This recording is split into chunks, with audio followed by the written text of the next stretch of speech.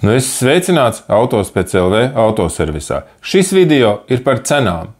Tad, kad es nofilmēju, tad pēdējās nedēļas laikā es esmu nolēmis filmēt dažādu darbu cenas mūsu autoservisā, jo tad, kad es kaut kādu mēnesi atpakaļ apmēram kaut kur ieminējos, kad mēs vidēji rēķinam 60 eiro stundā par darbu ar PVN, ļoti daudz komentātori bija, kuri rakstīja, ka ārprāts tas ir tik nenormāli dārgi, un ka tas ir kaut kas vājprātīgi dārgs, ka noteiktai cenai jābūt zemākai.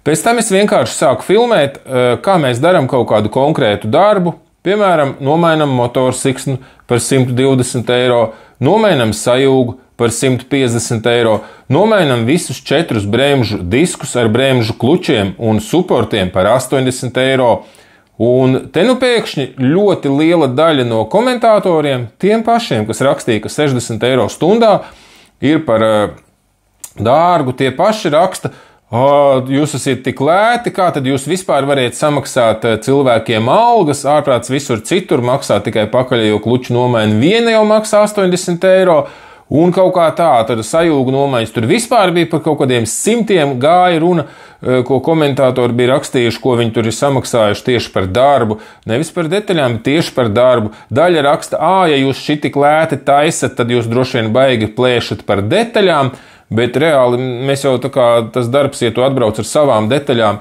tā darba cena par darbu paliek tāda pati, tas neko nemaina. Principā, vai tu pēc detaļas pie mums, vai tu atbrauc ar savām detaļām, darba cena no tā nemainās. Un līdz ar to es šeit, ja es pirmīt biju domājis, ka ir kaut kāda jēga orientēties uz tiem cilvēkiem, kuri raksta šos te komentārus un izsaka, viņi tā kā izklausās kaut kā tā kā zinoši, jo viņi, teiksim, tad, kad tur bija tie 60 eiro, tad viņi raksta, pie mums servisā ir 35 eiro stundā un tā tālāk, un kaut kur tur pie Didi kaut kāda tur ir 40 eiro stundā.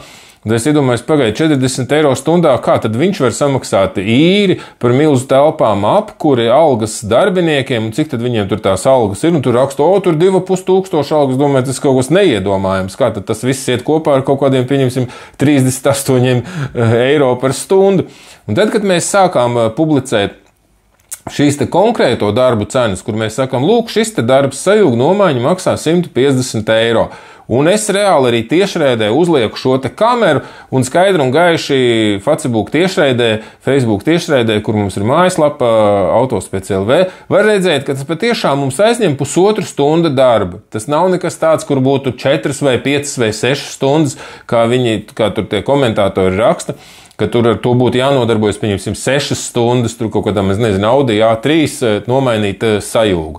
Tā ir 1,5 stunda, un tie ir 150 eiro, un grozi kā gribi, tas pat nav 60 eiro stundā, tas ir daudz vairāk kā 60 eiro stundā. Un te nu pēkšņi tāpat tad mēs nomainījām šos te bremžu klučus, diskus un suportus, pie reizes mēs iztīrījām vadīklis, notīrījām visas vadīklis, lai kalotkas brīvi staigātu, piemetināja vēl dzelzīti, kas bija norūsējis bremžu diska aizsargam, un tas arī kopā ar visu atgaisošanu, iebraukšanu, izbraukšanu no boksa neaizņem vairāk kā 1,5 stundu. Lūk, 80 eiro par 1,5 stundu darbu, kas ir nepareizi. Un un tur tiešām ļoti daudz, tikai daži komentātori bija, kuri ierakstīja, ka tas ir kosmos, ka tas ir par dārgu. Bet es teikšu, 80% komentātori rakstīja, ārprāts, tas ir tik lēti, kā jūs vispār tik lēti tur variet kaut ko izdzīvot vai kaut ko tam līdzīgu. Tā ir, ja mēs rēķinām šos te 60 eiro stundā par šādiem te darbiem, tad tā ir tāda izdzīvošanas robeža, kas ir normāla servisa darba stundas izcenojums, un nevis kaut kādi mistiskie 38 eiro stundā, tas ir pilnīgs absurds, par to nevar darboties neviens servis, sevišķi Rīgā, kur visas izmaksas ir diezgan dārgas un tā tālāk.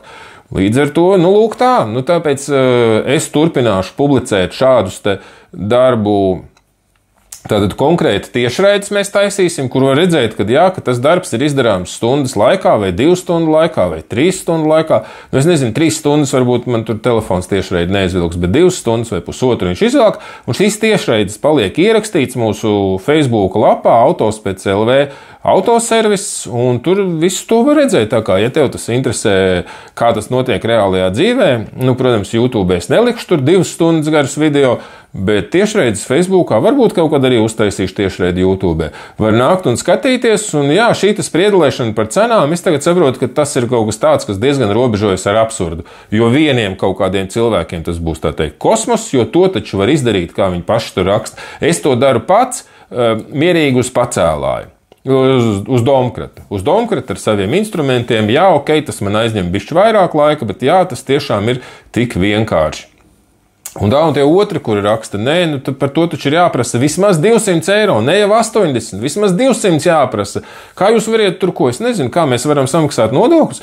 Mēs maksājam, šogad būs vairāk kā 70 000, mēs būsim samaksājuši nodokļos. Es domāju, normāli priekš maziņa servisa, vai ne? Nu labi, priekš diviem.